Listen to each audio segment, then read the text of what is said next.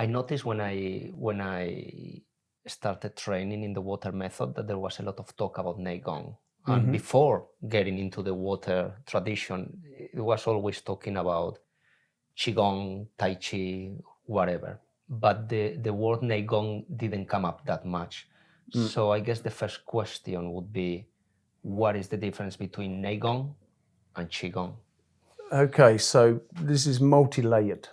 There's not just one difference, one separation. There's various separations.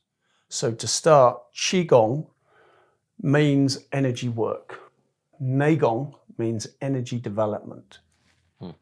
So Neigong is therefore seen as a deeper process than Qigong. But then the term Qigong is like the overarching term for all energy work development in the Chinese systems.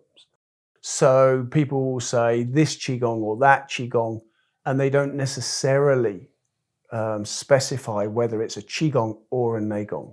We do it in our own system. We say the marriage of heaven and earth Qigong, but it's definitely a Neigong. Yes. So Qigong is the overarching term, and Neigong is discussing the specifics of energy development, the 16 threads of energetic development, such as the open and closing, alignments, breathing, working with the etheric field, blah, blah, blah. So all of these specifics are being discussed when you use the term Neigong, and Qigong has some of those, but not all of those. Okay. And generally, Qigong is focusing on one aspect or two aspects or several aspects of the work rather than the whole thing. Yes? So Qigong uses those things. It uses breathing. It uses alignments. Yes? But when you're discussing Neigong, it is going specifically into what you're doing with each of these components. So it's seen as a much deeper dive into the work. Okay. And then there's another classification. Qigong is seen as working from the outside in, and Neigong is seen as working from the inside out. So whatever the form, whatever the system, when anybody starts, they're going to be doing Qigong, simply because they don't have the internals awakened within them, and they don't have those Neigong threads embodied within them. So whatever they're doing is working from the outside in. But from a technical perspective, Qigong is working from the etheric field, the energy that is outside of your skin, and then into the Wei Qi, which is just below your skin. And most Qigong systems will work those layers. And then if you get deeper into the work, it will slowly penetrate deeper and deeper until you get into the core channels.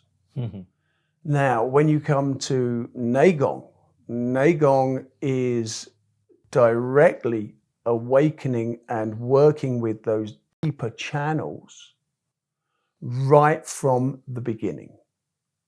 So the work with the Qua, the spine, the lower dantian, all of this comes in very early in Neigong work because you're trying to activate the core channels of the body, which feed the more superficial channels like the Wei Qi, the meridian line system. I see. And they feed the etheric field. So it's like the mother and the father, if you will, of the child, which is the etheric field. So it sounds like it's almost doing the work in reverse. Instead of starting from outside, going deeper in, it's starting inside and going For outward. sure. And this is why in our system, we use certain Qigong practices, because when people focus so deeply inside of them, they don't actually affect and activate their etheric field very well. So we use Qigong in order to activate that etheric field and wake up the Wei Qi. And we use that as an aside while we're doing Neigong practice, waking up the deeper channels. So eventually it all links together into one whole. I see. But again, if you're looking at Qigong, most people won't go beyond those superficial layers of the etheric field and the Wei Qi, the meridian line system. This is very, very popular, very common practice. And so people focus in on that. But you can actually develop a Qigong practice deeper and turn it into a Neigong practice later, because it goes in deep enough and activates those channels, and now those channels are awakened and alive and flowing. You can actually get a Qigong practice to become Neigong. Okay. Now, there's one other classification here from Qigong to Neigong. Qigong uses many movements, and it uses many movements because you're trying to activate one channel or a pair of channels. Even when you're working on the meridian line system, you're doing this channel or that channel for this organ or that organ, or the yin meridians here and the yang meridians there.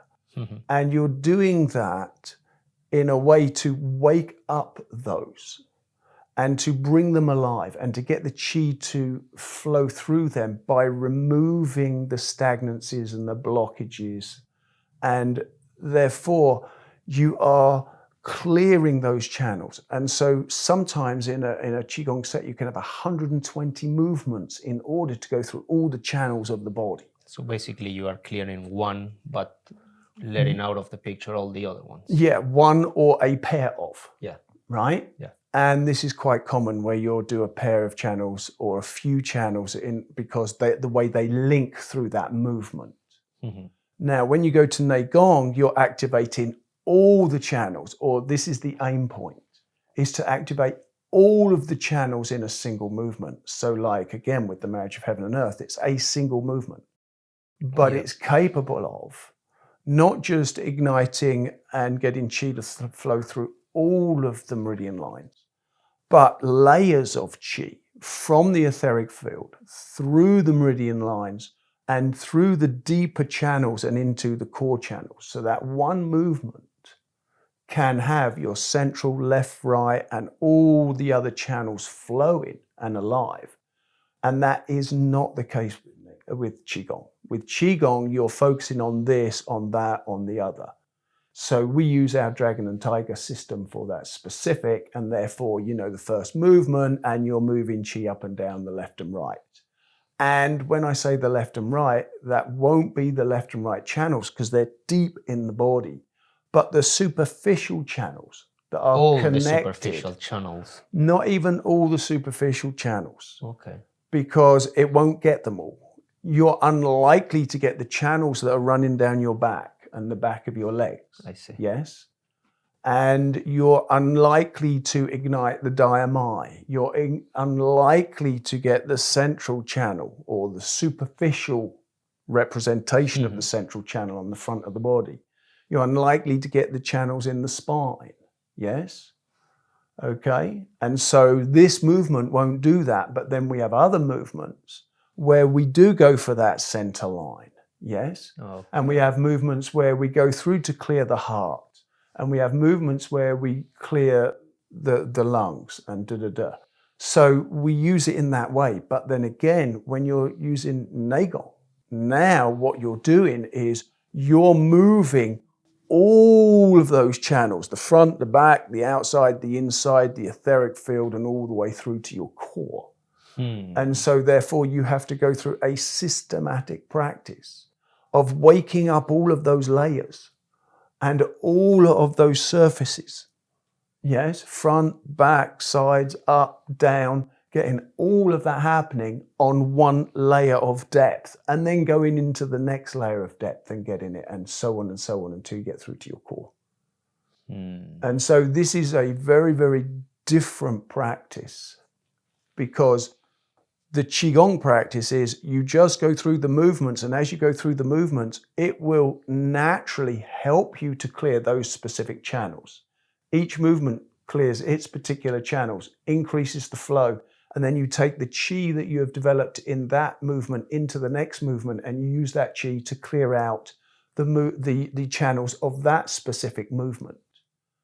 And so it's much easier for people to do, because if they're bringing their hand up here and over here and then releasing here, it's obvious you're coming up to the heart and you're going down the arm and out of the fingers. But then when you're doing this, are you going to get that channel? Are you going to get those channels? Yes. Mm-hmm. So again, you have to build it in Neigong. Qigong has this natural, I'm going around the diamai and now I'm going down my leg. So it's obvious that you're clearing those channels. The hands run over the pathways. But in Neigong, you're not doing that. And yet you're trying to affect all of those channels. And you're trying to affect the entirety of the body. Yes, the front, the back, the inside, the left, the right, the up, the down. Yes? Mm-hmm. And you're doing it constantly. And it's about feeding the flows through the body and out into the field and back in again, and through the body and out into the field and back in again. Okay. But if you don't do that systematic practice, if you don't separate out all those threads and all those layers, and you don't separate out the 16 Neigong within those movements, you will only get a tiny drop of what is available from that practice. Mm-hmm. And so it takes a much more focused mind.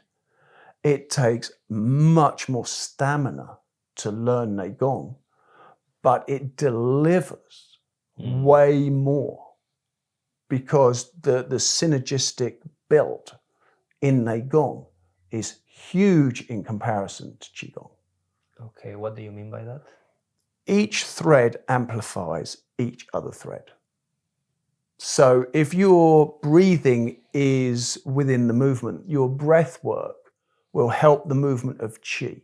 Yeah. So if your breath work isn't involved, then you have a lesser amount of qi. If your alignments are poor, you have less qi moving. The whole point of the alignments is to align the body in such a way as the qi flows through you. And then if you have poor alignments, it actually blocks the flow of qi. So if you have good alignments and you breathe well, these two combine and amplify, yes, the flow of qi. And then you bring in another thread, yes, contact with the etheric field. Now the contact with the etheric field, with the alignments and with the breathing work, that amplifies it again. So the qi builds like this. I see.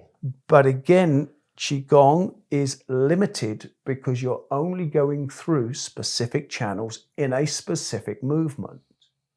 And in Neigong, when you're getting all the qi to go through all of the channels are activated, and therefore you have more in the game. And then you have to have your qua engaged in Neigong. You can do Qigong without the qua because it's not a deep practice. Yeah. You cannot do Neigong without the qua. So now your qua engages, and to what depth is your qua engaged? To what depth is your spine engaged? To what depth is the lower dantian engaged? And so these things start coming in, plus the rest of the Neigong. So for me to understand this and to put it clearly, and I'm going to use the example of dragon and tiger. Does this mean that in dragon and tiger, you are affecting whatever channels you are affecting, and then the next thing, so you are doing 1 plus 1 is 2, and then you do the next one plus 1 is 3. Whereas in Neigong, you are using breath, you are using this, so 1 plus 1 is suddenly 5. And then you add another one, and because it's not quite that much of a jump. Maybe 3 then? Yeah, but 1 3. Yeah, well, it's each layer. It really depends upon how well the piece is. Okay, yeah. If we took open and closing, yes. If the opens and closings in the body are really smooth and deep, then it's going to jump the qi immensely. If the open and closing isn't really open and closing, you're just doing a kind of a bend and a stretch, or you have tension in your body when you're trying to open and close, you could even reduce the chi flow. Okay. Right? So you could engage with a Neigong thread, but doing it poorly, Absolutely. so it's actually diminishing. Okay. Absolutely, yes. And so this is why, again, you have to come back to this separate and combine, because the separate and combine is what allows your mind to fully focus on a single thread, one point, one piece of work, not having your mind being aware of all these various threads. That's later in the game. Yes, your awareness opens up and you're doing your practice and you're watching what's going on and you're like, oh, that needs improving, and therefore the intent goes in and you do something with that specific. Yes. But until you get to that point, you are taking each of the threads and you are working each thread independently, and then each thread has many techniques within it. And many ways of using it. There's not just one way. There's just not one way that chi moves in a channel. Chi moves this way, that way, and both together at the same time. And when the chi moves both directions in the same channel at the same time, it actually amplifies the movement of chi. It doesn't diminish, because chi is not physical. It's not like two flows of water coming together and hitting and then diminishing the power of the water. The chi flows through itself and actually increases the flow of chi, because there's no physical substance in chi. Yes? Chi is energy. And therefore, the more aspects you have in the body that are honed and refined, the more it amplifies the chi. And this is why somebody that is well educated and well practiced in Neigong can do something in 2 minutes that a beginner could never do in hours of practice. Because unless you find that 1 in a million person that is not blocked, they don't have any injuries, they've never had injuries, they haven't had illnesses, no stagnancies, no traumas, no nothing. Yes? A little Buddha. Okay. Then unless you find this character, they're rare, right? Yeah. Then you are coming to the table with all of those things. And so you need to do your practice in order to open up the body, to release the bindings, to release the blockages, to get rid of the stagnancies. And then from there, you have the possibility of moving more chi through the body. And the more chi that flows through the body, the more it can build and grow. So if you're starting with 1, and in your practice, let's say you double it, and you get 2, great. You have more chi than you did. Yeah. But then an experienced practitioner that's done their homework will be starting with 100, 1,000, 10,000, and they can double that. There's no way that somebody that hasn't had the specific training and the specific practice can even achieve, they can't even get the insight into the space that opens up, the feelings that you get, the calmness, the rootedness. Yes? So somebody that is doing their Qigong well will have a very good ground, a very good root, an earth pin. Yes? Yeah. And they can really sink their chi. And somebody else that hasn't done those practices are more likely to be in a state of having a very wispy connection. Yes? And the stronger your earth pin becomes, the more stable you become, the calmer you become, the more stress you can handle. Yes? Because it takes more to knock you off of your root. And therefore, yes, I mean, we all start with feeling the soles of the feet and then trying to feel down to the bottom of the first layer of the etheric field, some 6-12 inches into the ground. But it doesn't stop there. That's just the first port of call. Okay. And then you work towards one body length in the ground. and then 2 body lengths into the ground. That's you extending your awareness. Not extending your awareness. That's you sinking your chi and feeling your chi in the earth. Yes? Yeah. And you need to sync your awareness with the chi to feel Yeah, it of course you're in the using air. you do nothing without awareness. Okay. You do nothing without intention. If you have no intention, you do nothing. Mm-hmm. You wake up in the morning, you have no intention, you won't get out of bed. Okay? It's not possible. So you need an intent. Yeah. And if you're not aware when you get out of bed, you're going to step on something, fall over, bash yourself, whatever. So you're in Qigong, you're always using intent, you're always using awareness. But it's not just, oh, I'm putting my awareness there. Mm-hmm. It's you. It's your energy, right? So if you put your mind in your shoulder right now, just feel the state of your shoulder. Just feel what your shoulder feels like internally. What does that feel like? Because that's you. That's your energy. Yeah. And then you feel into your knee. And if you feel into your knee, there may be different qualities in your knee to your shoulder, but there's an underlying energy that's the same. It's you. Yeah. And when you drop and sink your chi and your chi extends into the ground from the contact of the soles of your feet on the ground, you feel that same quality below your feet because it's your energy. It's you. I see. Okay? Yeah. Because anybody can project their mind into the ground and go, oh, I'll put my mind into, I can go to the core of the planet or whatever, you know? Yeah. But that's not their energy. Huh. Okay? And in Qigong, you're always working with the physical body, you're always working with the chi of the physical body, and your chi is extending down, your chi is extending out, your chi is extending above you. And it feels like you. So if you put your mind above your head or below your feet or out from your fingers or out from your palms, you'll get to a certain point and you don't feel you anymore. Okay. So that is not you. Mm-hmm. Your physical energy, the energy of your physical body, your chi body, extends a certain distance and it feels like you. Okay. Okay?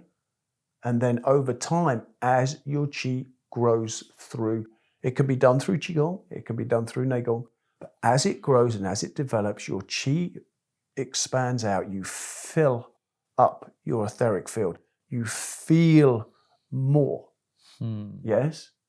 And you feel yourself out here, not just to the surface of your skin.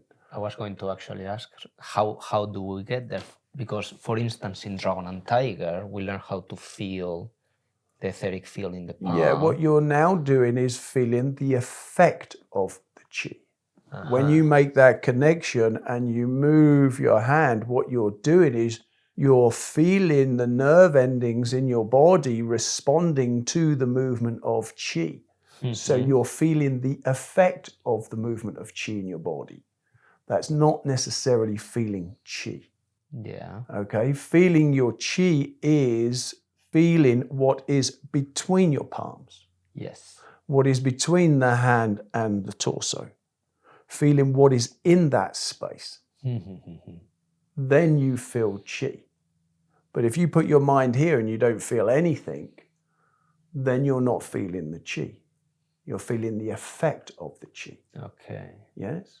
So how do we go from feeling the etheric field and the effect of the chi to feeling what's in between? Increase the quantity of chi within the space. And when you get to a certain level of chi within a space, you can feel it. It's like this. If the wind blew so softly, the feather didn't move, you wouldn't feel the wind. Yeah. But when the hurricane comes, you know what wind is. Yeah. Okay? And now all you're talking is strength. Yes? The strength of the movement of the wind. And so in this case, it's the strength of the chi that you have. Yes? And when it's strong enough, you can feel it. So if you've got all these blockages and you've got all of these old injuries and illnesses and whatever, and stagnancies and emotional traumas and mental stresses. All of these things come in and close down the body, the mind, the chi, and you don't really feel it because it is weak. Yes. Okay? And when you do Qigong, Neigong practice and it strengthens your chi, now you start to feel the effect of the chi. And if you keep going, you keep developing, then you will actually feel the chi itself. Mm-hmm. Yes? Yeah. How long does it take to do that? Well, the Can be learned in a weekend seminar? The classic answer is, how long is a piece of string? It depends, doesn't it? Yeah. And which piece of string you pick up. So it depends where a person is at. If a person walks in and they're really close to the starting line, it's not long before they're in the game. Okay. If somebody comes and they are a mile before the starting line, imagine starting the race a mile before the starting line and you're on a 100-yard sprint. Yeah. You haven't got a lot of chance, have you? It's going to take you a long time to get to the starting line before you're in the game. If someone's coming in and they're just behind the finishing line, now they don't have very much to do they? They've only got to get across the finishing line. So it really depends where you're starting at. And you don't know. Nobody knows. You walk in, you have what you have, and you've had the experiences you've had, and you are who you are, and you start. And that's why we don't have colored sashes and uniforms and all of this stuff, because it's a personal journey. You start where you're at and you're going in the direction of, and you are somewhere on that journey. And you may be ahead of somebody in one aspect and they may be ahead of you in another aspect. And so we don't try to quantify that. All we look at is, how is the energy running in your body? How can we improve that? How can we strengthen that? How can we increase and develop that? And you may be good in one aspect of Neigong and poor in other aspects of Neigong.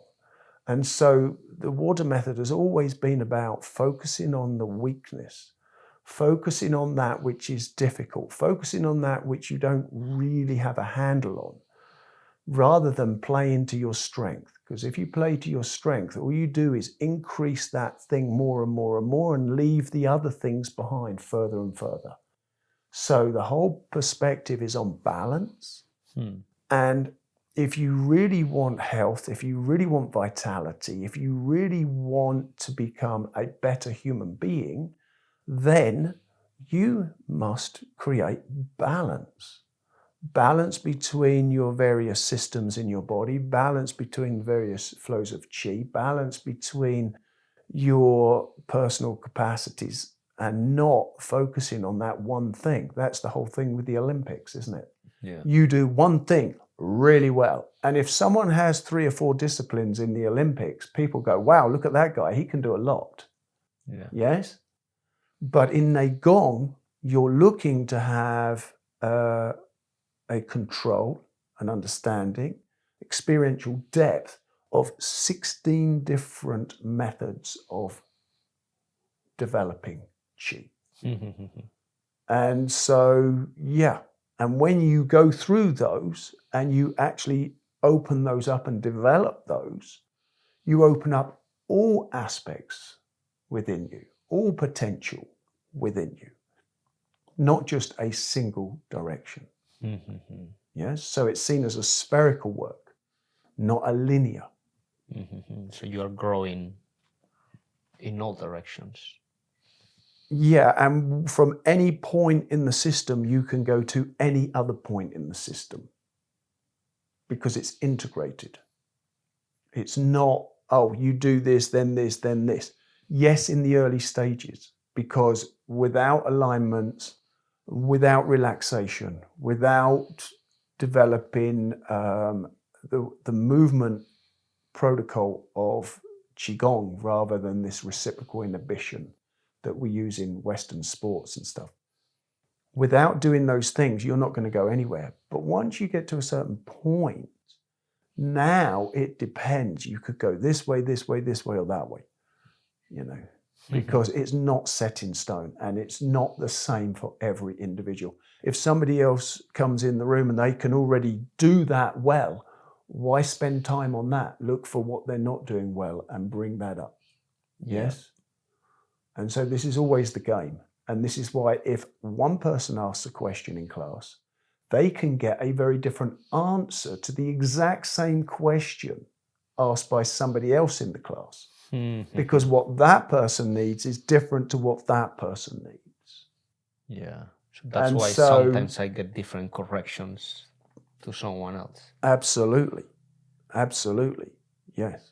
So yeah, this is very individual, very unique to a specific individual, but there is a system and a systematic methodology of working with that material to obtain the goals that you're trying to obtain. I wanted to ask about because you are saying that there is no belts, there is no levels like that, but we do have level 1, level 2, level 3 in this material, in this Qigong set, or in this Neigong set. What is all that about? What do you measure with those levels? Okay. Well, you are measuring someone's competence with, someone's ability with the specific Neigong threads and the specific material within that particular set. But this isn't from the perspective of someone learning. This is when you're discussing people becoming teachers. Okay. And so the levels are there specifically to test people of whether they are competent with specific material so they can actually go and help somebody rather than, oh, you've done Qigong for 10 years, go and teach. Yeah. Because then they may actually be teaching stuff that they really don't do well themselves if they haven't had the feedback.